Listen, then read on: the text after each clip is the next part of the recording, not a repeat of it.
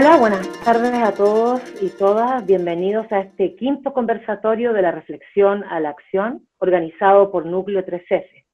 Somos un núcleo compuesto por 3 festivales de artes escénicas representativos de 3 macrozonas del país. Identidades Festival, Macrozona Norte, Festival Internacional Santiago Off, Macrozona Centro, y Festival Cielo del Infinito, Macrozona Sur. En nuestra misión convergen 3 áreas de acción que consideramos esenciales y relevantes para el desarrollo de la cultura y las artes, tales como la descentralización, circulación y puesta en valor de las artes escénicas nacionales, la gestión e implementación de programas artísticos, la vinculación de arte y ciudadanía por medio de planes de desarrollo territorial. Queremos contarles que además todos los conversatorios del Núcleo 3F se están sistematizando en un documento que servirá como propuesta para avanzar en una nueva y mejor política pública hacia las artes escénicas. A continuación los quiero dejar con Camila Proboste, quien presentará al panel de invitados. Adelante, Camila. Muchas gracias, Alejandra. Buenas tardes a todas y a todos. Tal como dijo Alejandra, haremos una breve descripción de cada uno de ustedes, así también los pueden conocer quienes nos escuchan y nos ven el día de hoy. Con nosotros nos acompaña María Emilia Tillú. Ella es doctora en Sociología de la Universidad París 8, maestra en Ciencias Sociales, Universidad París 12, académica de la Universidad de Chile, la Escuela de Sociología, Facultad de Ciencias Sociales, coordinadora de la cátedra Racismos y Migraciones Contemporáneas y del Núcleo de Estudios Cuerpos y Emociones. Investiga desde hace más de 15 años sobre estas temáticas. Autora de libros, capítulos de libros y artículos sobre la temática anteriormente mencionada. Destaca Racismo en Chile, la piel como marca de la inmigración, de Editorial Universitaria. Bienvenida, María Emilia. También nos acompaña Rodrigo Márquez. Él es sociólogo de la Universidad de Chile y doctor en Sociología de la Universidad de Leiden, Holanda, profesor e investigador de Flaxo, Chile y de la Universidad de Valparaíso, consultor nacional e internacional, fundador y ex coordinador de los informes sobre desarrollo humano en Chile. Bienvenido, Rodrigo. Muchas gracias por la invitación. Está también Felipe Berríos, él es egresado del Colegio San Ignacio del Bosque. En 1977 ingresa a la Compañía de Jesús, donde realizó misiones durante 3 años en Tanzania. En 1989 fue ordenado sacerdote jesuita. Ha sido capellán y fundador de diversas ONG como Techo, Infocap, la Universidad de los Trabajadores. En 2001 se expandió en diversos países de Latinoamérica formando Un Techo para mi País. Actualmente la organización se encuentra en 19 países bajo el nombre Techo. En el mismo año fue columnista en la revista El Sábado del diario El Mercurio, donde más de una vez causó controversia producto de sus afirmaciones y las reflexiones que ahí expresaba. En 2010 partió en misión a Burundi para trabajar en el Servicio Jesuita de Refugiados. Después de 2 años es enviado al Congo para continuar trabajando en programas educacionales con los refugiados de dicho país. En 2014 regresa a Chile y es desde enero de 2015 que vive en el campamento Luz Divina en el sector de La Chimba de la ciudad de Antofagasta. Actualmente es director de Fundación Recrea y capellán de todos los programas que se realizan en La Chimba. Muchas gracias por estar aquí, Felipe. Muchas gracias. Finalmente nos acompaña Muriel Ramírez, médico, especialista en salud pública de la Universidad de Chile, magíster en salud pública, mención epidemiología, Universidad de Chile, máster en salud internacional y médica tropical en España, candidata a PhD International Public Health de Holanda y ex Médicos Sin Fronteras. Trabajó durante 7 años en el control de epidemias en países de Asia Central y África. Expresidenta de la Sociedad Chilena de Epidemiología entre 2014 y 2017. Profesora asociada del Departamento de Salud Pública en la Facultad de Medicina de la Universidad Católica del Norte, en Coquimbo, y directora del Magíster en Salud Pública de la Universidad Católica del Norte. Bienvenida, Muriel.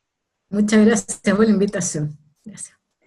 Dejo con ustedes entonces ahora a mi compañero colega Jorge.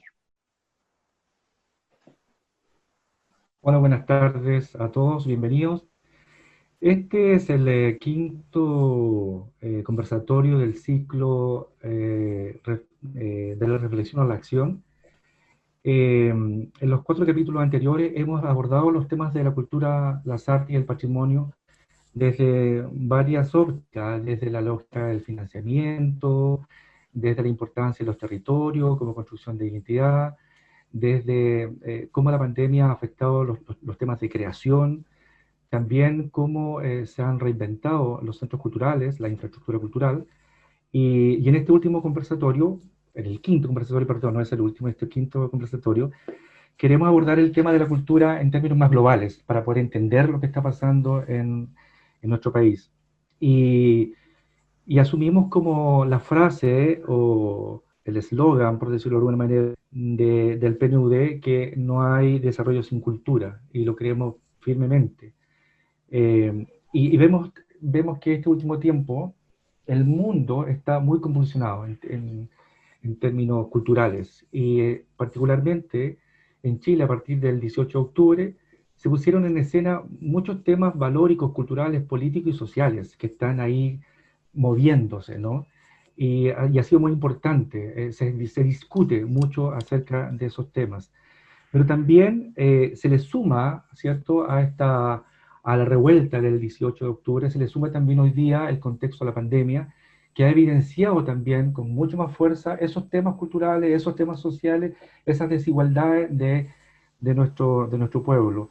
Y la pandemia también ha traído, ¿cierto?, como algunos elementos de xenofobia respecto a desplazamientos migratorios. Entonces, también hay un contexto de desplazamientos migratorios buscando buenas oportunidades en Chile, pero hoy día, producto de la pandemia, se tienen que devolver. Entonces, ahí se están produciendo muchos fenómenos culturales, ¿no?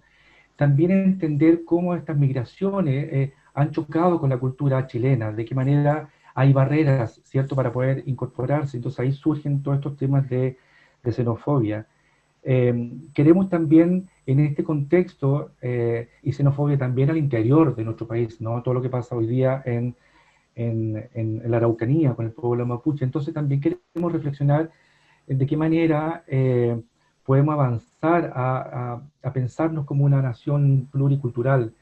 Y en ese sentido, asumimos como el reto que plantea Amartya Sen, ¿cierto?, cuando plantea que el desarrollo humano no solo tiene que ver con el Producto Interno Bruto, sino que tiene que ver cómo desarrollamos instrumentos para que las personas sean lo que se piensan, o quiero ser como me pienso, ¿no? Y entonces tiene que haber instrumentos para generar ese desarrollo humano. Y en ese sentido la cultura juega un papel importante.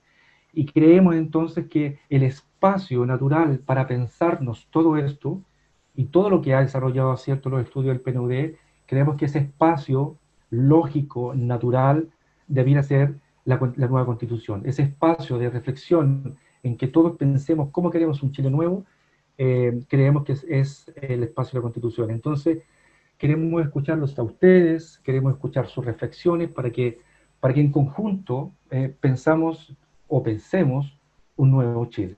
Entonces los invito a que nos compartan sus reflexiones. Muchas gracias, Jorge. En ese mismo sentido, vamos a iniciar la ronda de preguntas y me corresponde emitir la primera pregunta a María Emilia Tillú. Muchas gracias por estar aquí, Emilia. Según lo que señalaba Jorge, tomando en cuenta lo que él ha mencionado y desde su experiencia, ¿cómo visualiza el camino de Chile hacia la pluriculturalidad? ¿Y qué opinas sobre el rebrote del racismo y la xenofobia, particularmente en la Araucanía, lo que está sucediendo hoy en día? Bueno, primero que nada, muy buenas noches. Muchísimas gracias por encontrarme con todos ustedes y todas ustedes. Es una alegría poder compartir en momentos tan duros. Quisiera, en primer lugar, señalar que es cierto que una nueva constitución será el lugar donde podamos nosotros encontrarnos para cambiar aquello que está tan mal, ¿no?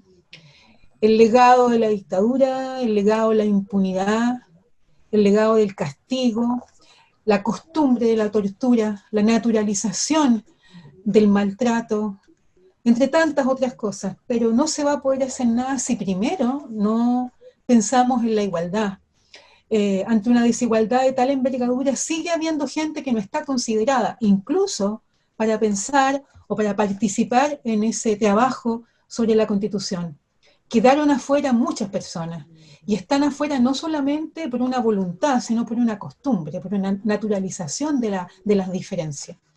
En este contexto, el racismo, nosotros hablamos de los racismos en plural, y por eso también en la cátedra hablamos de racismos y migraciones contemporáneas, es porque hoy día el racismo se ha hecho muy presente, desde, bueno, por una parte, siempre ha estado presente en Chile, por el olvido histórico, por el no enfrentar quiénes somos, nuestras raíces, nuestros orígenes, nuestra cultura, el hecho que se hayan instalado en nosotros culturas foráneas, que si bien pueden tener cosas muy interesantes, han borrado la huella de los ancestros, de quienes están en el 45% de nuestra sangre por un lado y en el 5% de la otra, hablando de sangre negra y sangre indígena. Y efectivamente en un momento en donde las crisis, la muerte, también la cesantía aflora, y también las crisis sociales manifestadas durante la Revolución Social del año pasado, el racismo comienza a manifestarse del peor modo, ¿no? Y se manifiesta además desde el Estado, las instituciones, la policía, la vida cotidiana, en todas partes. En ese contexto, efectivamente, sufrir por lo que le ha pasado, pienso en mi amiga Ana Yao, que me hizo llorar ayer cuando la vi como la detenían, la tiraban al suelo, le quitaban sus joyas, que para ella son fundamentales.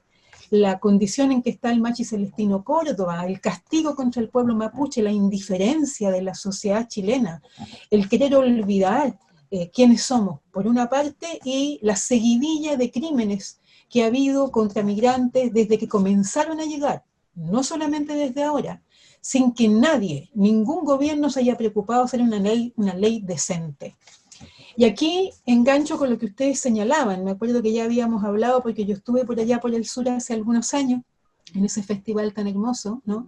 Y efectivamente la cuestión de la cultura es central, la cultura es vida, ¿no? La cultura es vida, no es solamente llenar en este momento el Costanera Center, ¿no? La cultura es el conocimiento del otro, no es solamente apropiarse de un saber, sino es vincularse con el otro para conocerse, para sentirse, olerse, tocarse, mirarse, comprenderse. Y lamentablemente estamos lejos de eso todavía. Por otra parte, y termino con esto para dejar la palabra a mis colegas, porque podríamos hablar mucho rato, tiene que ver también con el modo en que se ha aplastado a la cultura en este gobierno o en estos gobiernos, ¿no? Del modo en que se ha desconocido la creatividad, la maravillosa creatividad de tanta gente, ¿no? De las artes escénicas. ¿Cuánta gente hoy día está además sufriendo de hambre dentro de gente que nosotros conocemos? Porque no tiene nada, absolutamente nada para sobrevivir. Entonces, me parece que son varias las aristas que podemos contemplar, pero en lo que me atañe y en lo que yo he conocido de mis amigos, mis colegas, están en nuestros equipos de trabajo, son nuestros hermanos y hermanas que han llegado de 7 países de América Latina y América Central para traernos saberes, conocimientos, arte, poesía, pintura, que no sabemos nada de ello, no sabemos nada de Haití, de la pintura, de la literatura, tenemos una ignorancia pero fatal al respecto. Qué manera de tratarlos mal y qué manera de condenarlos, ¿no? Para que hoy día efectivamente se estén devolviendo, están aterrados. Y en un momento en que la irregularidad es la que triunfa, sin un carnet de identidad, en cuarentena, una persona migrante no puede circular, no puede ir a la farmacia, no puede ir al hospital, y si sale es detenido, detenida, vejado, insultado, escupido, hemos visto orinar a las personas. De ese modo nos comportamos hoy día. Por lo tanto, la única posibilidad, a mi modo de ver, además que uno pueda hablar de las disciplinas donde uno está, y eso no es lo más importante, es la propuesta del arte.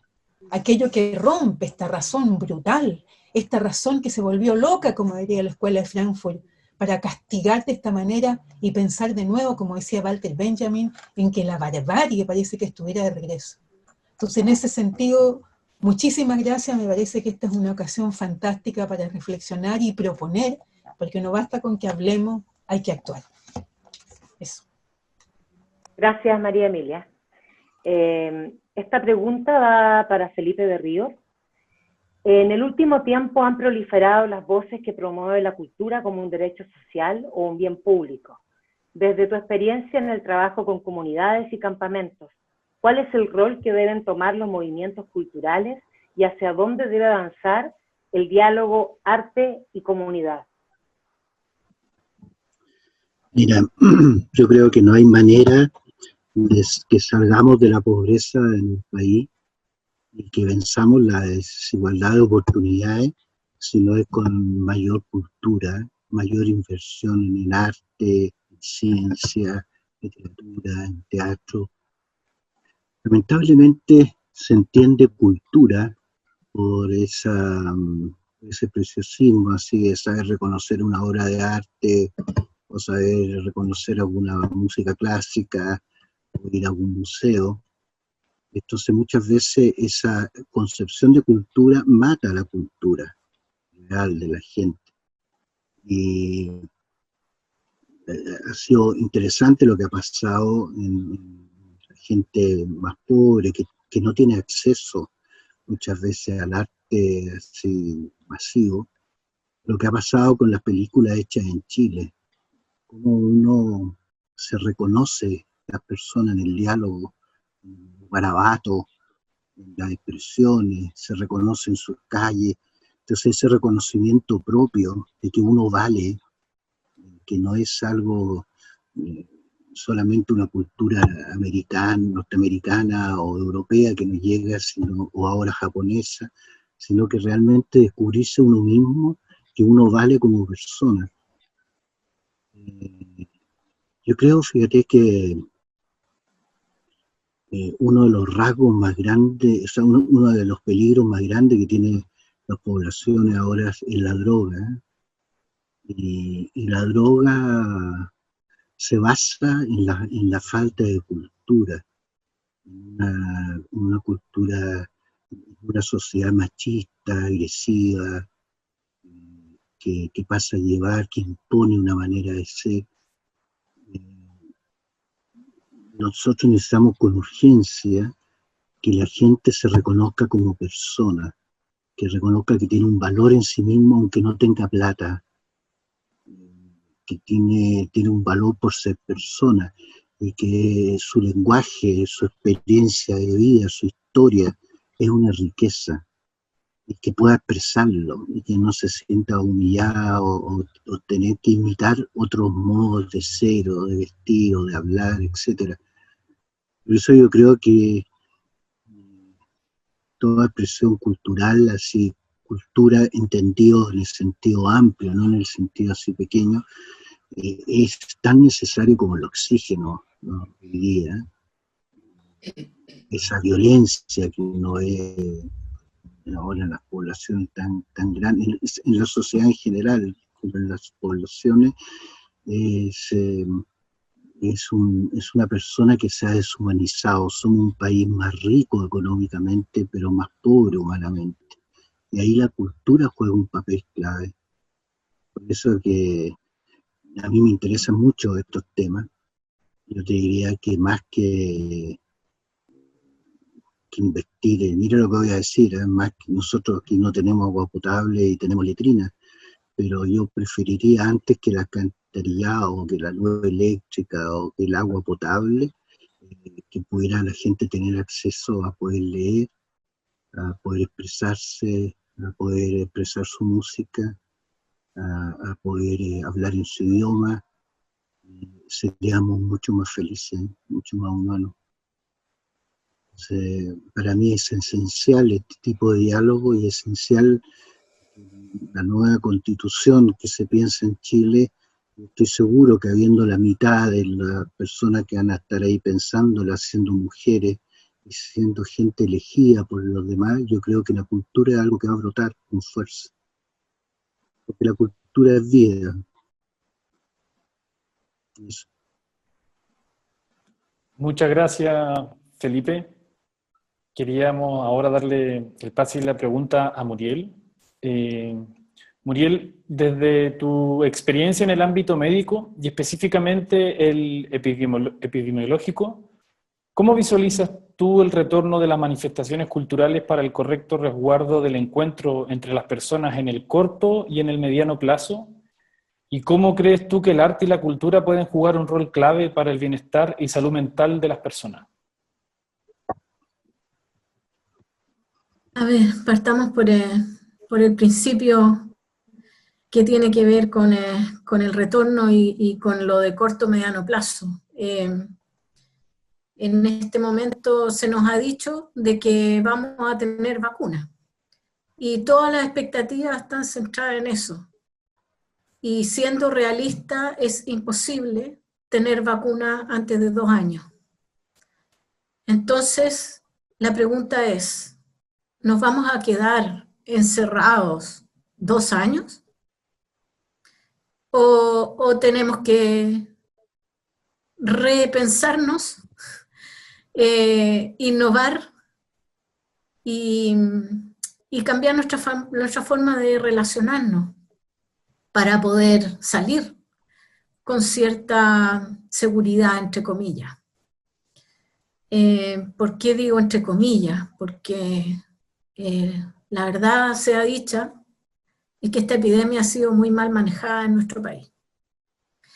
Y eso nos ha llevado a que tengamos una cantidad de personas contagiando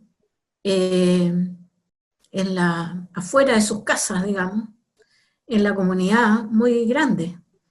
Y por lo tanto, de momento no hay seguridad en poder salir y decir volví a mi casa intacto sin contagiarme, porque la probabilidad de encontrarte con alguien afuera que te contagie es alta. Y por otro lado, es muy diverso dependiendo de dónde uno esté, porque con este manejo la epidemia es un avance distinto en el norte, en la región metropolitana o en el sur del país. Entonces las realidades son distintas y las decisiones se han tomado centralizadamente, sin considerar las realidades locales, regionales, de las ciudades, de los pueblos, rurales, etcétera. Nada se ha tomado, digamos, en consideración las vivencias locales. Yo estoy en la 4ª región, nosotros acá tenemos un alto porcentaje de población agrícola dentro de esos temporeros migrantes, justamente lo que se estaba conversando recién. Y las realidades son terribles. Además de que hay problemas de idioma, de comprensión, de mala educación y cero campaña educativa para esta pandemia, que hace que las personas no tomen la responsabilidad que deberíamos tomar cada uno y cada una para tomar las decisiones del día a día cuando uno sale de la casa. Yo he estado participando en charlas educativas a través de esta misma vía, a veces más de 100 personas conectadas de diferentes localidades, yo haciendo educación en autocuidado. Y la gente pregunta cosas muy básicas. La verdad es que no ha habido educación. Y han salido algunas cosas como, bueno, ¿qué hago en un campamento? Como decía recién Felipe, en un campamento donde no hay agua. ¿Cómo me lavo las manos? Si me están diciendo que me tengo que lavar las manos. ¿Qué hago? ¿Qué hago si soy un trabajador migrante temporero que vivo con 20 más en una casa, contratista, que el contratista me arrienda la casa y si soy positivo, ¿saben lo que hacen?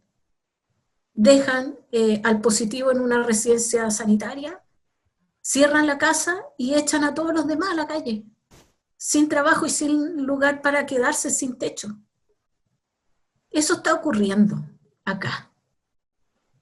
Y nadie habla de eso. Entonces, este es un espacio en que tenemos que reflexionar de ese tipo de cosas. Entonces tú me dices, ¿cómo vamos a volver en el corto y mediano plazo? Bueno, hay que educar, hay que, ojalá, incluso educar al personal de salud, que muchas veces vive en el día a día apagando el incendio y no tiene las opciones de estarse informando, para poder dar las indicaciones a los pacientes, a sus familias, de buena manera, que se puedan cumplir las indicaciones. Y bueno, hay decisiones que dependen de las personas, y como hay poca información, las personas actúan nomás como automáticamente, sin pensar más allá de que si llevo la mascarilla bien puesta o no, que si tengo que lavarme las manos, o si uso Lisoform, o si no sé qué. Entonces, no, eso es lo que falta, veo yo.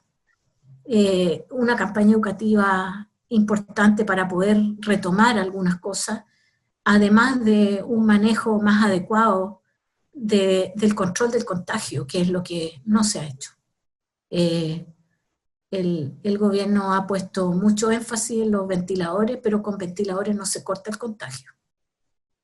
Y no han puesto esfuerzo en cortar el contagio, ni en educar a las personas para que tomen sus decisiones, ni en hacer una buena comunicación de riesgo. Entonces, eso falta, y para poder retomar algunas actividades va a haber que innovar, pero innovar de una manera adecuada y acertada en términos de autoprotección y de autocuidado. Y eso es lo que yo realmente creo que está faltando en este momento para poder ir retomando con cierta seguridad. Planificando lo que puede venir el próximo año. Estamos como todo el mundo pensando en lo de ahora y pensando que va a haber vacuna, y en realidad la vacuna es imposible que tengamos de aquí a 2 años. Eso es lo que yo veo que necesitamos repensar, planificar, innovar y considerar las diferentes localidades, culturas, territorios, interacciones que se producen dentro de las diferentes localidades. Eso. Muchas gracias, Muriel. Queríamos pasar ahora a preguntarle a Rodrigo, en relación al estudio ¿Cómo somos los chilenos? Se aborda la construcción social a partir del concepto de nosotros. Desde su experiencia en las Naciones Unidas y tomando en cuenta el despertar social iniciado en octubre del año pasado, ¿se visualiza un Chile que avance hacia la emancipación del neoliberalismo cultural hacia un nosotros? Bueno, gracias debo agradecer la invitación. Sorprendido un poco por la invitación, Jorge, porque efectivamente él se acuerda de una conferencia que di hace como 4 años, algo así. Entonces eso halaga por un lado, por otro lado, bueno, parece que las preguntas siguen siendo relevantes, ¿no es cierto? Y Camila ahora hace referencia a una investigación sobre desarrollo humano en Chile que hicimos hace el 2002, ¿no es cierto? 2002. Hace 18 años, una cosa así. Entonces las preguntas, de nuevo, lo hago la reseña para decir, este contexto nos trae a preguntas de larga data, nos devuelve a preguntas de larga data que no han tenido una respuesta consolidada, y que por lo mismo, mientras las dejamos sueltas, se vuelven a aparecer. Y de ahí la importancia de asumir en profundidad estas conversaciones. Por eso celebro este conversatorio y todo el ciclo que ustedes están haciendo. Y para ir a la respuesta de la pregunta que hace Camila, déjenme simplemente mencionar que en esa investigación nosotros hacíamos una distinción ultra básica, pero que creo que es útil. Distinguíamos efectivamente entre una definición de cultura en sentido amplio, siguiendo a la definición de la UNESCO, definida como cultura como las formas del vivir juntos, el modo de convivencia. Eso es cultura, en sentido amplio. Pero también reconocíamos la existencia de un ámbito llamado cultura, nosotros llamamos en sentido más lato, que de alguna forma refería a las industrias culturales y a las y los gestores culturales, a los productores, a los generadores de contenido y a todas las cadenas de transmisión donde esos contenidos fluyen. Y lo relevante es la vinculación de una con la otra. Es decir, la construcción de la imagen que cada una y cada uno de nosotros tiene acerca de por qué somos una comunidad de convivencia, en no poca medida se realiza a través de los mensajes que fluyen en esas industrias culturales y de las traducciones o de las puestas en valor o de los sentidos que los artistas y las artistas son capaces de ofrecer al público para poder construir esa imagen del nosotros.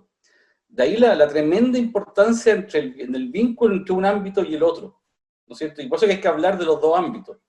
Y en eso yo quería, además, en este contexto, partir de alguna forma reconociendo que desde mi perspectiva este contexto ha permitido revalorar muchas cosas, ¿no es cierto? Y realzar muchas cuestiones. Bueno, una de ellas creo yo que es la tremenda importancia para la vida cotidiana de las personas del ámbito de la cultura en sentido más estricto, es decir, de las industrias culturales, de los gestores culturales, de los productores culturales. De mi parte puede ser un exceso hablar de un homenaje, pero yo haría una suerte de homenaje a ese ámbito, en el sentido de la importancia que ha tenido para cada uno de nosotros en estos largos tiempos de encierro y de incertidumbre, porque nunca puedo dejar de olvidar que yo he estado encerrado, pero hay mucha gente que no ha podido quedarse en su casa y no se ha podido cuidar. Por lo tanto, en este momento de encierro y de incertidumbre y de miedo, los creadores, las creadoras han sido una compañía esencial, muy potente, para mucha gente. Y eso yo creo que sería importante aplaudirlo, ¿no es cierto? Y eso sería importante cuidarlo y protegerlo por lo mismo. Pienso en tantos ejemplos. Para los que tenemos la posibilidad de tener espacios donde yo pueda aislarme, pero a los que no tienen esa posibilidad y viven en hacinamiento, de repente la única aislación posible consigo mismo son los audífonos y la música que a uno le gusta, ¿no es cierto? Para poder tener ese momento de intimidad con uno mismo que todos necesitamos por salud mental. Entonces, eso lo ha dado la posibilidad de hacer estas industrias culturales. Lo mismo la comunicación, lo mismo cuántos de nosotros no nos hemos dado datos de qué película ver, qué serie ver, y eso no es banal. Hace a la posibilidad, ¿no es cierto?, de atravesar por estos momentos de incertidumbre y de miedo, derechamente, con compañías que permiten hacerlo a uno sentirse mucho más armado frente a este momento, y también para mostrar y pensar entre varios y entre varias en qué estamos y cómo se atraviesa este mundo. Por eso yo creo que eso es esencial, que se valore y que se ponga como la cultura en sentido estricto, ¿no es cierto?, la producción cultural, como un artículo de primera necesidad. ¿Se acuerdan? Han seguido seguramente el debate acerca de las actividades esenciales respecto de las no esenciales, que se ha producido en torno a la posibilidad de entregar, por ejemplo, salvoconductos a los trabajadores y trabajadoras de actividades esenciales o no esenciales, que fue un debate que a nivel de la autoridad se inició, pero después se abandonó porque se dijo es imposible definir qué es esencial o qué no es esencial. Bueno, en esa lógica, y pensando un poco qué podría aportar en este conversatorio, me tocó leer unas cosas donde el otro día nomás en Santiago se le pasó una multa a una librería que estaba trabajando para enviar libros que la gente compraba online, que hacía un delivery con los libros, y se le pasó una multa muy grande que según los dueños de la empresa es bastante onerosa para su propia subsistencia como negocio, porque no era esencial. Es decir, distribuir libros no es esencial. Y claro, yo entiendo, podemos discutir mucho sobre eso, pero el solo hecho de plantear esa discusión ya genera o muestra el contexto en el cual estamos y la oportunidad también que hay para sí reconocer, defender, argumentar lo esencial que es que los bienes culturales puedan movilizarse con mayor libertad y con mayor igualdad, haber mayores condiciones de acceso, porque no es simplemente una cosa banal, sino que ayuda a la construcción de ese sentido cultural en el sentido amplio, ¿no es cierto?, para entender por qué estamos todos juntos atravesando esta situación. Entonces, va a ser interesante cómo esta crisis ha puesto el énfasis en eso y nos ha puesto a pensar en cuestiones como eso que ya les señalaba, pero también en otras. Por ejemplo, se ha hablado mucho de la importancia de tener, de verdad, televisión pública, que no hay televisión pública de verdad. Se volvió a preguntar, bueno, ¿y qué pasa con la programación televisiva para los niños y niñas? ¿No es cierto? Que no había programación pública para niños y niñas de calidad, hubo que, sobre la marcha, traer cosas antiguas o hacer cosas. Entonces, parece que quedó claro que ahí hay un ámbito que no es banal, que sí es esencial y que es muy importante de que, pasada esta situación de urgencia, no se nos olvide que tiene esa importancia, que tiene esa necesidad, ¿no es cierto? Porque apunta efectivamente a construir esta imagen del nosotros.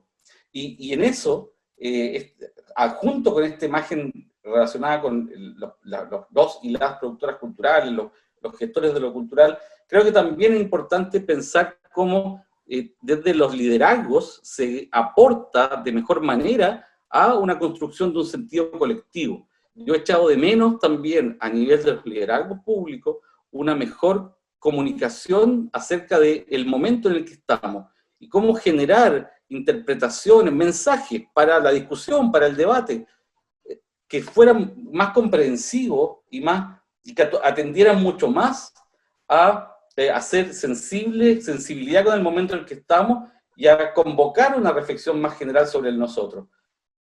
Voy a poner solo un ejemplo, pero el otro día en la cuenta pública no se hizo ni un minuto de silencio por las víctimas, ni se pidió un homenaje por los trabajadores y trabajadoras de la salud, que más allá del hecho alude a una forma de cultura, a una manera de entender la cultura, en este caso la cultura política, como una cuestión que es relevante, que a nivel de los sentidos construyamos un nosotros. Esa comunicación pública en ese nivel creo que también ha sido deficitaria en este caso y también es requerida para poder entender mejor cuál es el desafío que tenemos por delante. No quiero evadir la pregunta de Camila, que es mucho más concreta, respecto a si este es un tiempo de oportunidad o no, y la verdad que sí, yo, más allá de todos los problemas, más allá de todos los desafíos, desde las distintas observaciones que hemos podido hacer, desde el estallido social, yo creo que es un tiempo de oportunidad justamente porque tenemos más capacidad a través de diversas formas de generar sentidos e interpretaciones, de concurrir entre diferentes a la conversación sobre el nosotros, sobre ese nosotros que queremos. Entonces, más allá de los tiempos que son muy complejos, que son muy difíciles, yo veo que este es un momento de oportunidad, porque justamente tenemos más desarrollo humano en el sentido de tener más agencia, más potencia para reclamar por aquello que no nos parece, para demandar que el país se parezca un poco más a las aspiraciones que tenemos todos y que eso pase de una mera expectativa a una construcción real. Entonces yo veo ahí un tiempo súper importante de oportunidad. Pero en esa oportunidad nuevamente no hay que olvidar la cultura como horizonte, como generador de posibilidades de construcción de diálogos, ¿no es cierto? No necesariamente de acuerdo, pero de diálogos, ¿no es cierto?, que permita llegar a repensar entre todas y todos cuáles son esos horizontes de futuro que queremos. Y lo último que quiero cerrar esta dimensión, poniendo en esa conversación también que el estallido social, esta pandemia, también reveló un déficit muy importante, que todavía no sé si es algo que se perdió o algo que nunca tuvimos, que es un déficit respecto de una cultura de derechos humanos. Que quedó muy claro, que parece que cosas que las teníamos resueltas no estaban resueltas, y que por lo tanto ahí también hay que aprovechar estas nuevas capacidades que tenemos para debatir, para contestar, para tematizar, para poner en canciones y en coreografías nuestras aspiraciones y nuestras críticas, para también reconstruir esa cultura de derechos humanos que tenemos que sí o sí compartir entre todos y todas. Muchas gracias, Rodrigo, muchas gracias. Y Muriel, que había quedado una pregunta pendiente que la quería volver a realizar. Siguiendo con la línea que mencionaba Rodrigo, ¿cómo el arte y la cultura pueden jugar un rol clave para el bienestar y salud mental de las personas? Es fundamental, sobre todo en estos momentos en que hay cuarentenas, hay encierro todavía, como digo, dispares, ¿no es cierto?, en diferentes lugares, depende de donde estemos. Algunos podemos quedarnos en casa, otros no pueden, pero, por ejemplo, los niños y niñas y adolescentes, yo tengo hijos adolescentes, los niños, niñas y adolescentes están sin colegio, sin poder encontrarse con sus pares, con sus amigas, amigas y amigos, los mismos universitarios. Y eso, el tema cultural ahí es fundamental. Como decía Rodrigo, ¿no es cierto?, el escuchar su música, el poder aislarse, pero también, no sé, el bailar. Los niños han aprendido a cocinar, se han retomado los libros de receta y están cocinando. Yo lo veo con los míos, con los amigos de los míos. Hay algunos que han comprado instrumentos y están aprendiendo a tocar instrumentos. Y lamentablemente el sistema educativo sigue presionando y presionando con el saber. Con el hacer la matemática, con la memoria, ¿no es cierto? Cuando se debería estar aprovechando este tiempo justamente para realzar la creatividad y la cultura de los niños, en cuanto a lo que somos como país, como pueblo, a nuestros orígenes, a leer un poco, justamente lo que comentaba Rodrigo, ¿no es cierto?, en relación con la televisión. Nosotros acá prácticamente no vemos televisión, pero los chicos además tienen ahora otras formas de comunicarse y de hacer cultura para ellos. Los videos cortos, a veces hacen dibujos animados y los ponen todo en unos videos cortos, qué sé yo, que comparten. Han aprendido a utilizar la tecnología para otra forma de manifestaciones, ¿no es cierto?, de bailes, es fantástico, de dibujo, de hacer caricaturas, una serie de manifestaciones que a lo mejor para nosotros es bastante desconocido, ¿ya? Pero los chicos lo están desarrollando y se pasan el dato cómo hacerlo. Y esas manifestaciones también son culturas, que están alejadas de lo que nosotros veíamos y a lo que estábamos acostumbrados, ¿ya? Y mientras, ¿no es cierto?, el sistema educativo lo siga presionando con la guía, con la tarea, con la no sé qué, se va limitando la posibilidad tremenda que tienen en este momento de aprender otras cosas, justamente, de música, de creatividad, de pintura, de baile, etc. Eso quería decir, es fundamental el poder tener estos espacios cuando se está encerrado en la casa, leer. No en todas las casas hay libros, pero sí pueden buscar cosas, ¿no es cierto?, ver sus videos, sus películas, y hacer otras formas de cultura. Muchas gracias, Muriel. Bueno, muy interesante todas las reflexiones que han estado expuestas en esta primera ronda de preguntas, sobre todo en términos de derechos humanos, salud mental, lo social, lo comunitario y la necesidad de la cultura como un bien de primera necesidad. Le quiero dar el pase a Antonio Altamirano para que realice la siguiente pregunta. Gracias, Antonio. Sí, en esta instancia veníamos a preguntar a Felipe. Queríamos preguntarte por cómo ves tú que ha sido el rol en este momento tanto de la Iglesia en el contexto pandemia. ¿Cómo lo has visto tú? ¿Cuál es tu opinión acerca de eso? Mira, lo que pasa voy a retroceder, pero seré breve. En los años 40, finales de los 40, el mundo se dio cuenta de la capacidad de destrucción del ser humano. Hubo más de 60 millones de muertos en la Segunda Guerra Mundial y otros tantos en la Primera. De ahí nacen las Naciones Unidas, la Carta Fundamental de los Derechos Humanos, y viene todo eso, los años 50 y sobre todo los 60, en que la sociedad, la humanidad soñaba con un mundo mejor. La conquista del espacio, los Beatles, las revoluciones, los hippies, tuvimos la reforma agraria en Chile, la reforma educacional, y la Iglesia llamó al Concilio Vaticano II, un concilio ecuménico. Todos los concilios eran o crees esto o revienta. El Concilio Vaticano II es poético, le habla a la humanidad y cambia esa línea vertical y pone que todos somos pueblo de Dios, todos los bautizados, y la jerarquía está al servicio del pueblo de Dios.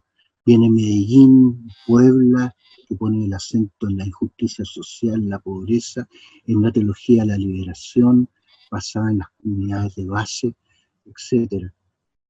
Pero viene el año 70, la crisis del petróleo, vienen los extremismos, viene la Guerra Fría en su máxima expresión, que atraviesa todos los años 70, vienen después líderes como fueron en los 80, Reagan, la Margaret Thatcher, nosotros tuvimos Pinochet, y las dictaduras en Latinoamérica, y en la Iglesia tuvimos Juan Pablo II, un papa moderno por fuera, pero súper conservador, y que puso al secretario de Estado al nefasto Angelo Sodano.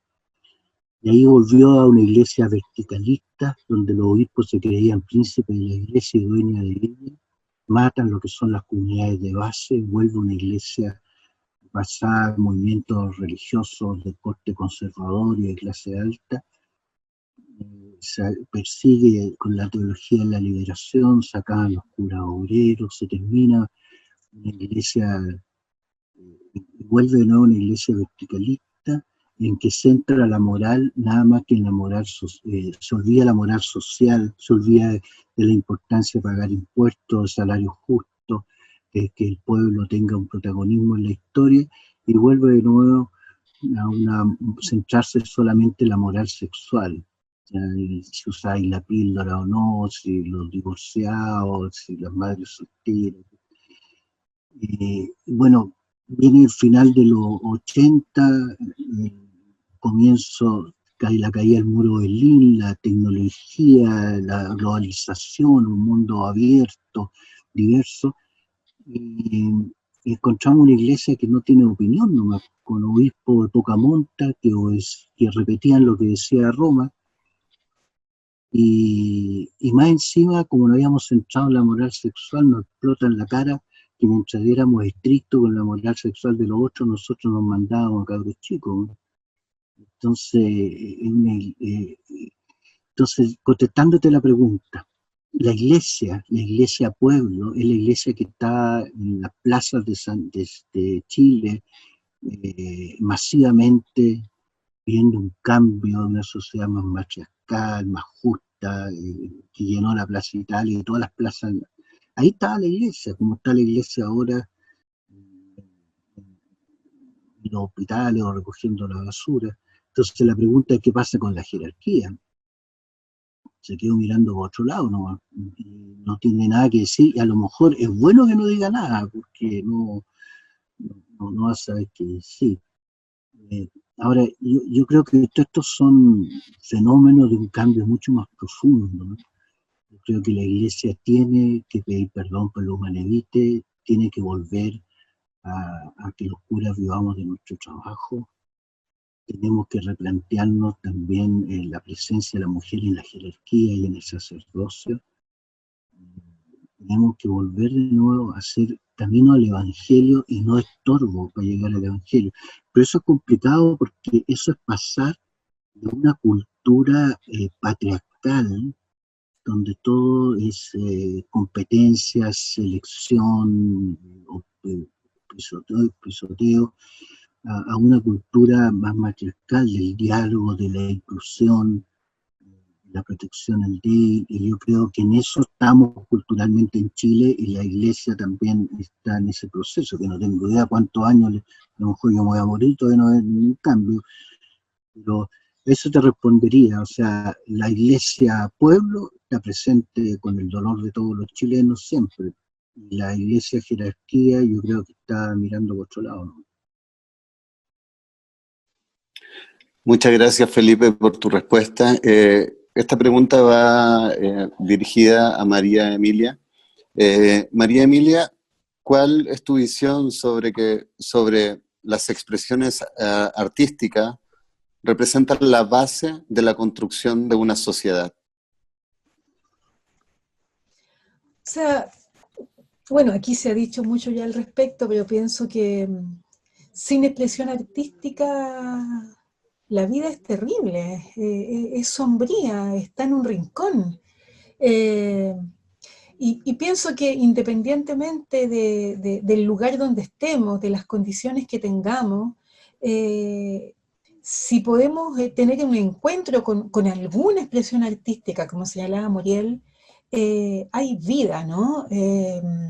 Sin embargo, no puedo dejar de decir que cuán difícil es para quien no tiene no solamente los medios, sino algún vínculo con eso, porque no se ha enseñado, porque efectivamente la escuela, que para mí reproduce las desigualdades, pero a todo nivel, hoy día se ha puesto peor en estas exigencias brutales también. Yo tengo nietos, adolescentes, y ya, bueno, que si no quiere estudiar, que no estudie, pero si quiere cantar guitarra, no sé, va a aprender algo. Pero por otro lado, la expresión artística me hace pensar mucho en algo que aquí ha dado muchas vueltas, que es la cuestión del nosotros, ¿no?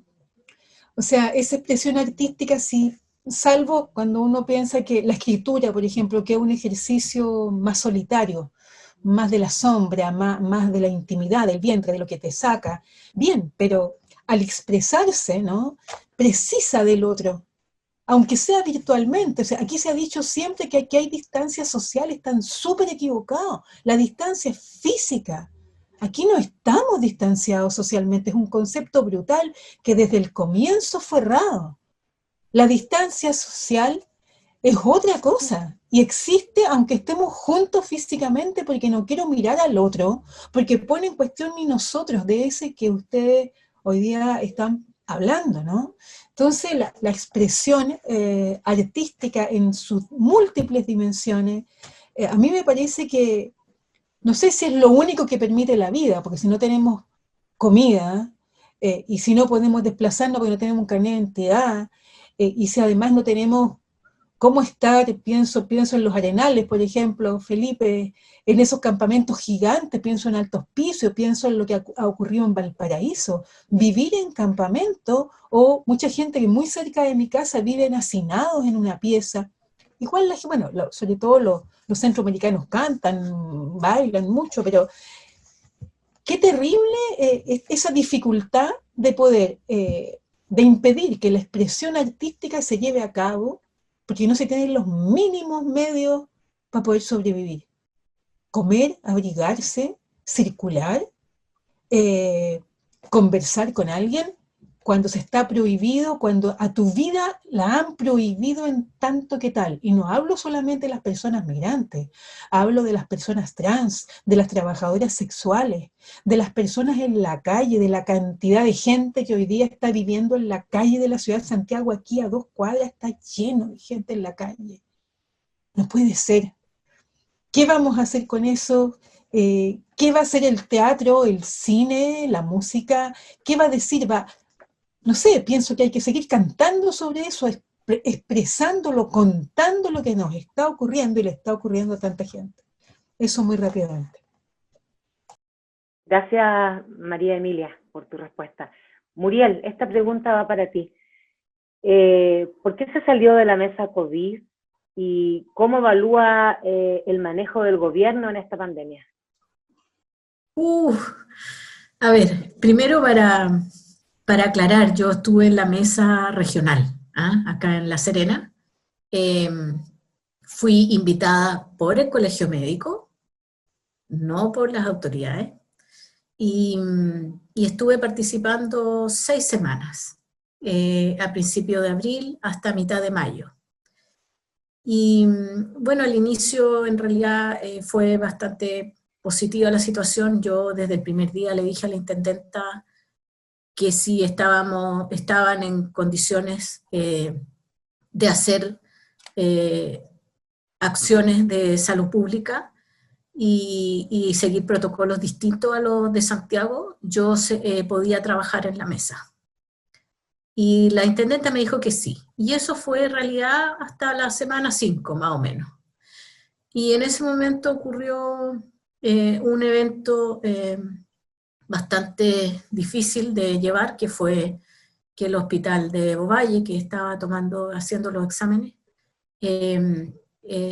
ocurrió un problema con un equipamiento y las muestras no se podían seguir procesando. Y bueno, finalmente se paró todo porque las autoridades no quisieron enviar en ese momento mismo las muestras a nuestro laboratorio en la universidad donde yo estoy, en la Católica del Norte. Esperaron 3 o 4 días para mandar las muestras a nuestro laboratorio. Eran más de 700 o 1000 y tantas muestras que estaban acumuladas por varios días ahí. Muchas de ellas finalmente se perdieron, llegaron indeterminadas los resultados. Y bueno, esa situación causó de que mi molestia en el fondo, sumado a que, porque nos escondieron esa situación, y esperaron todos esos días para procesar las muestras sabiendo que era necesario tener un diagnóstico oportuno para poder hacer el aislamiento de los casos, etc. Y eso se sumó a que algunos de los protocolos que yo había orientado y el cual hizo que la epidemia se frenara efectivamente acá por varias semanas, y por eso nosotros recién ahora estamos en cuarentena, se echaron atrás esos protocolos. Y entonces yo sentí que estaba perdiendo mi tiempo y mis energías continuando ahí porque realmente no se estaban siguiendo las orientaciones que nosotros dábamos con el colegio médico. Ahora, claro, como yo soy una persona independiente y académica y tengo mi trabajo, pude retirarme de la mesa y decir aquí yo no sigo, yo no voy a avalar esta situación. El presidente del colegio médico no puede hacer eso porque él es una instancia que está participando a todo nivel de alguna manera en las mesas. Y bueno, esa fue la razón.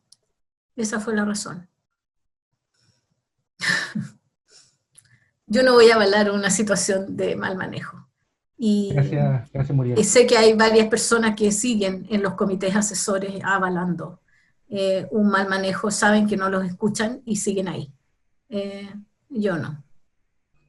Gracias, Muriel, por la aclaración y saber efectivamente por qué sucedió eso. Yo le pregunto ahora a Rodrigo.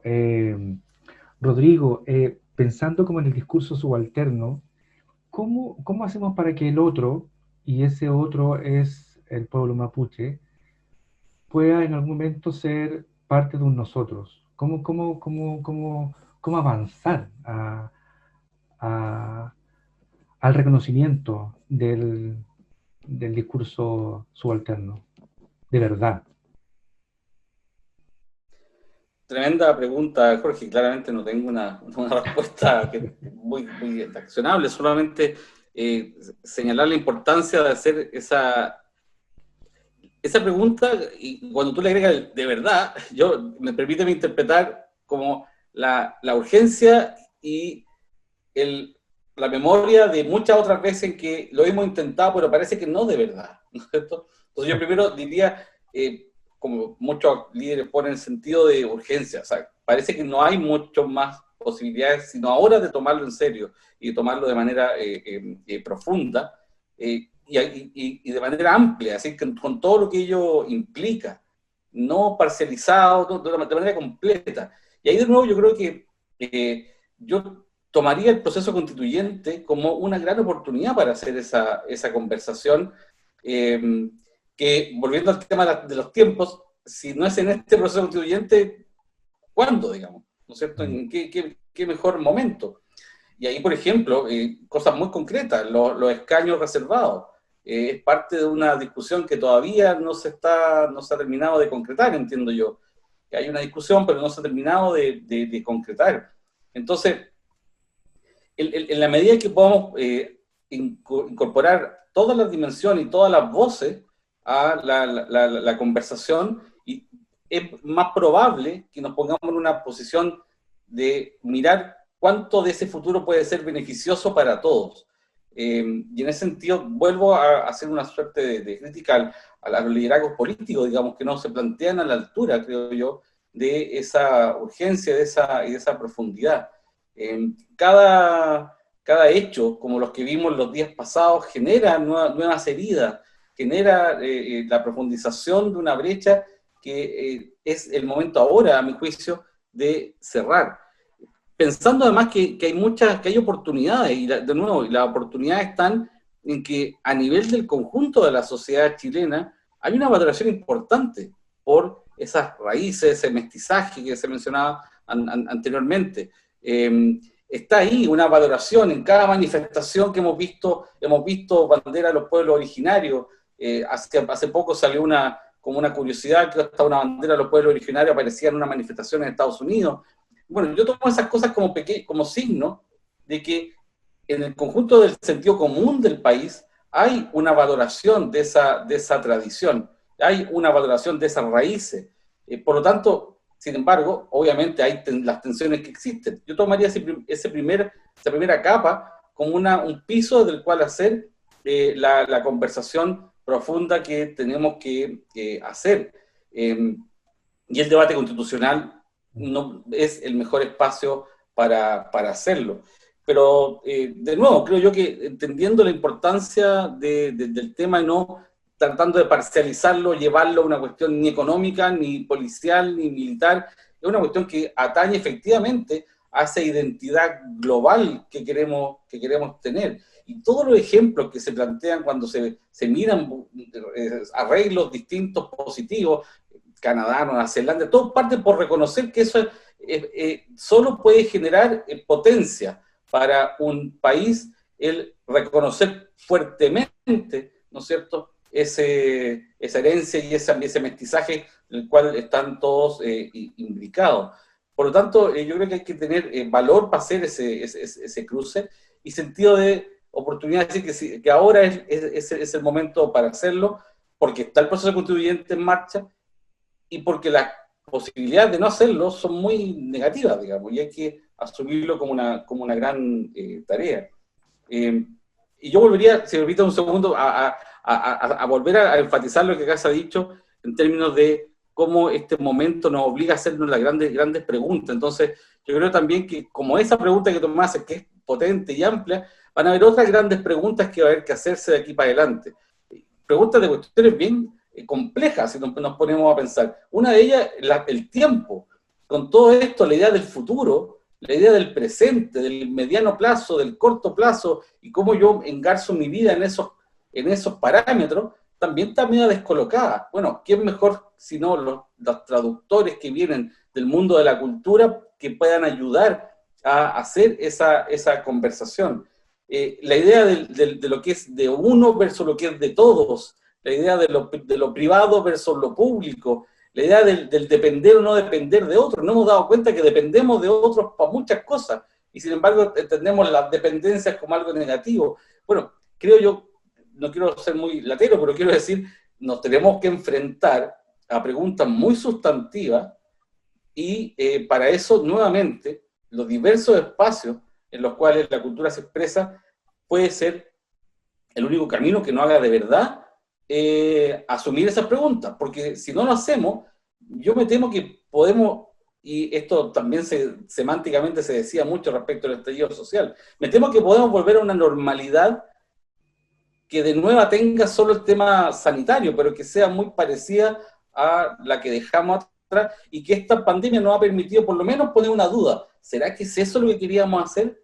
Y lo peor que podríamos hacer es salir de esto y volver a las mismas rutinas o a las mismas cosas que no nos gustan y que no pusimos ni siquiera en duda al pasar por esta experiencia. Yo lo pensaba cuando se hablaba mucho, por ejemplo, de que muchos trabajadores y trabajadoras son trabajadores por cuenta propia. Entonces lo que hay que generar es condiciones para que puedan volver a trabajar. O sea, pero para que puedan volver a trabajar con esa precariedad, o para que puedan trabajar tener un trabajo decente. Entonces, ponerse un imaginario también de cuál es esa nueva normalidad, que sea realmente nueva, a la que queremos aspirar, es también una pregunta de alto vuelo, y que, de nuevo, entre todos y todos tenemos que generar las condiciones para poder responderla a esa altura. Y que esto no sea simplemente un bache donde eso pase. Ahora, conversar nuevamente es un muy buen primer paso, que es de algo que tal vez no hemos acordado en esta pandemia de hacer cada día más. Muchas gracias, Rodrigo. Bueno, el despertar social, el futuro de Chile, la valoración del origen, la pluriculturalidad y una inminente nueva constitución, además de todas las reflexiones que se han desplegado aquí. Muy cortito, ¿cómo pasamos de estas reflexiones a la acción? María Emilia.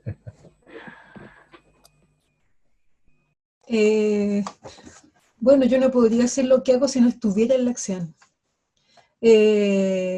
No podría pensar o sentir o sufrir con lo que ocurre si no estuviese allí. Obviamente la acción hoy día queda reducida a veces a lo que se puede hacer desde acá, ¿no?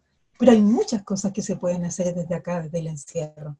Así que para mí esto está absolutamente ligado. Me preocupa muchas veces, sobre todo en el mundo académico, que la reflexión, incluso sobre estos mismos problemas, como una nube sube al universo y está como una catedral en donde la gente se cuida, porque la indexación, tanto ranking, porque el prestigio, es una porquería. No sé por qué uno se pone más vieja, aunque yo estoy peor que antes, pero ¿qué diantres importa si no podéis darte cuenta que tenés una persona sufriendo a tu lado?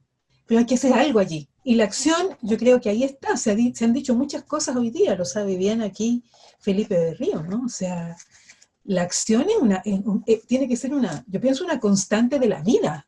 Tiene que estar siempre enganchando con algo nuevo, siempre hay algo nuevo que hacer. Y en este lugar donde yo estoy, que tiene que ver con la investigación, y que, bueno, cuando es investigación, acción es mal vista, ¿no? Porque obviamente no está, como que si no estuviera en el corazón de la teoría cuando uno también hace teoría. Pero por eso hablé de Barbarie en un principio, pensando en ese hombre que quedó absolutamente solo, que era Walter Benjamin, ¿no? Pero también puedo pensarlo desde las mujeres pobres, las mujeres negras, las mujeres trabajadoras sexuales, el ejemplo gigante que da la Fundación Margen, trabajando por la gente desde allí donde están.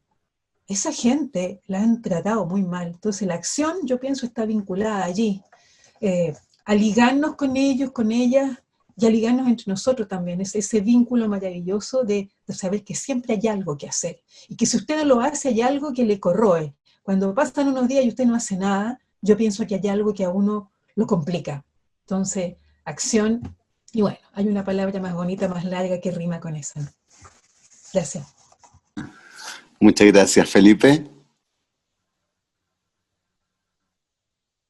¿Cómo pasamos de la reflexión a la acción? Bueno, yo creo que estamos en una obra de 3 actos, ¿eh? El primer acto fue el estallido social, que pedíamos una sociedad individualista, queríamos estar todos juntos, apretados, queríamos el derecho a vivir en paz, cantábamos el baile de los que sobran, que no queríamos que sobrara nadie, queríamos un trato distinto entre los chilenos, que la dignidad se hiciera costumbre. Ese fue como el primer acto. El segundo acto de esta obra es la pandemia, donde todo eso que se decía y se rayaba en la pared y se decía como consigna, quedó mostrado evidente. El aislamiento de las regiones, cómo se le carga la mano a la mujer, el abandono a los niños, de los viejos, llegar a viejos es un desastre, los hospitales públicos, la educación, todo, o sea, todo lo que se decía ahí quedó mostrado.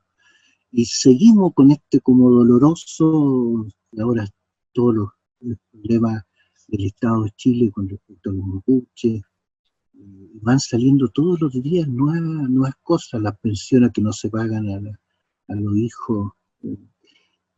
Entonces ha sido como un doloroso así esta pandemia, ir mostrando todo eso que se decía, seguro es imposible no verlo. Y viene el tercer acto, que yo creo que va a ser la Constitución.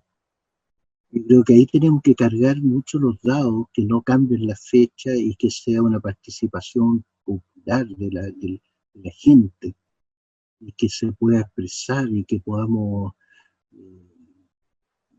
tener ese trato distinto que esperábamos los chilenos. O sea, yo creo que es la salida democrática que tenemos a un conflicto que arrastramos por muchos años, y yo creo que ahí se podría decir que es como el término de la dictadura total, así.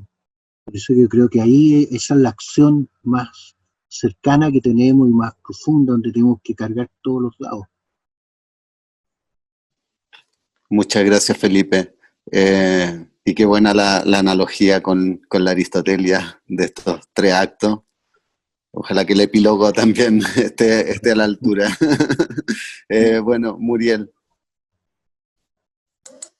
Gracias. Yo agregaría en el segundo acto, lamentablemente, que esta pandemia ha sido visible toda la inequidad que existe en este país. Las tasas de mortalidad, o sea, número de fallecidos por COVID partido por población general, son 7 veces más en las comunas más vulnerables de Santiago versus Vitacura y Lo Barnechea, Las Condes. 7 veces. Es fatal. Entonces, es atroz.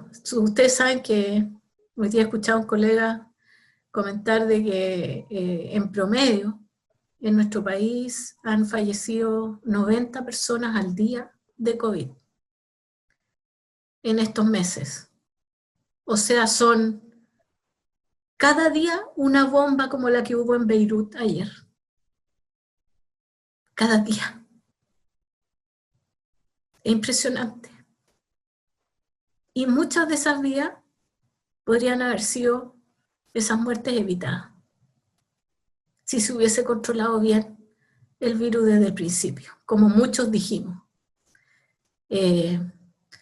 Entonces eso engancha con una pregunta que me hicieron antes que no pude responder, que era ¿qué pensaba yo de cómo había sido el manejo? Ese es el resultado del mal manejo. Nada más que decir.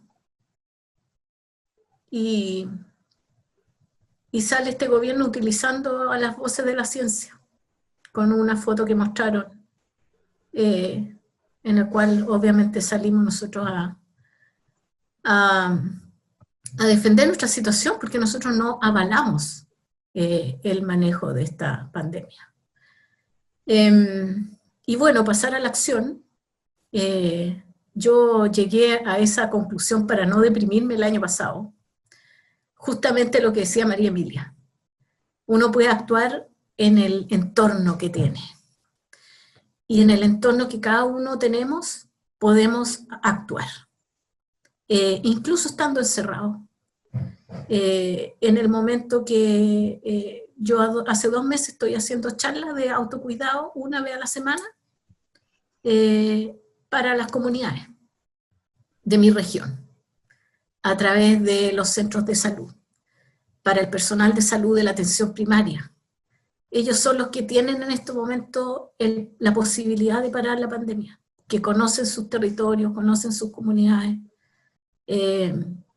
y bueno, los recursos llegan tarde, pero igual le ponen punch y lo tratan de hacer como sea. Y formando trazadores. He participado en el curso que junto con la Universidad de Chile y otras académicas, la mayoría mujeres, lo tengo que decir, de otras universidades, hemos formado un curso de trazadores que ya está disponible en las plataformas de varias universidades del país. Y esa es la acción que en este momento hay que tomar. Aquí hay que tomar la acción de cada uno y esto hay que pararlo de abajo para arriba. Y no esperar que vengan a iluminarnos y a decirnos cómo hacer las cosas. La verdad que acá, entre todas y todos, tenemos que actuar de esa manera, cada uno ser responsable de lo que tiene que hacer cuando sale, lo que tiene que hacer para cuidarse, para cuidar a su familia. Eso. Muchas gracias, Muriel. Rodrigo. La misma pregunta. Bueno, yo creo que primero insistir en la idea de una actitud que nos permita no volver a cualquier normalidad, sino que efectivamente aspiremos a más a partir de esta experiencia, siendo muy capaces de discernir qué es lo que se puede cambiar, qué no. Generalmente cuando pasan estas cosas, pasan, como decía un teórico por ahí, dos problemas, que por un lado como que se sobreestima el impacto de corto plazo, como que la humanidad va a ser otra mañana, que no creo, o se subestima el impacto de largo plazo. Sí van a haber cosas que se están incubando ahora y que se van a expresar más allá. Bueno, hay que tener una actitud muy abierta a esas dos posibilidades, a no equivocarse de esas dos maneras.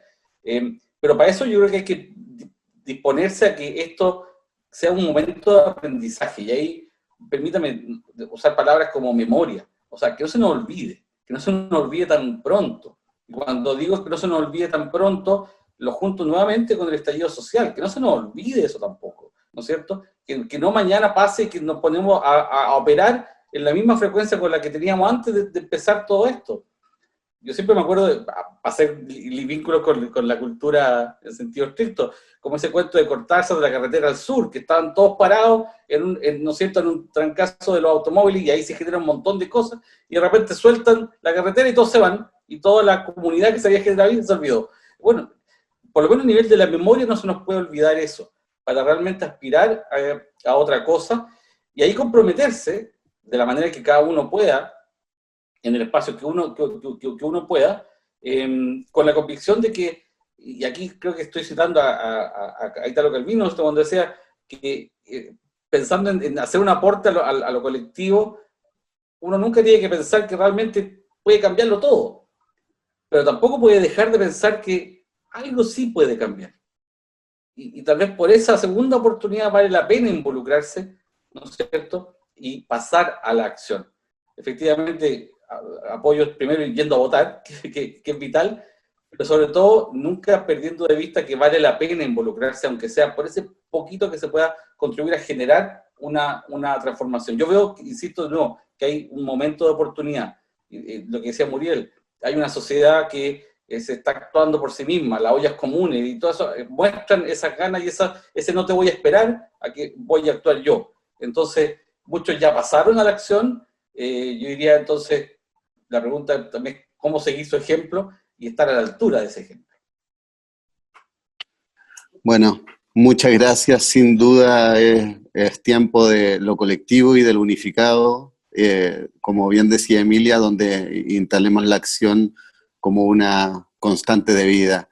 Les queremos agradecer haber sido parte de este conversatorio, de este quinto conversatorio de la reflexión a la acción, y también agradecer a nuestro media partner, El Desconcierto, quien ha acogido este contenido tan importante para nosotros, de poder generar diálogo y estos diálogos transformarlos, ojalá pronto, en acciones concretas que nos permitan un desarrollo más pluralista y equitativo para la arte y para la cultura, y sobre todo para la construcción de una sociedad más digna.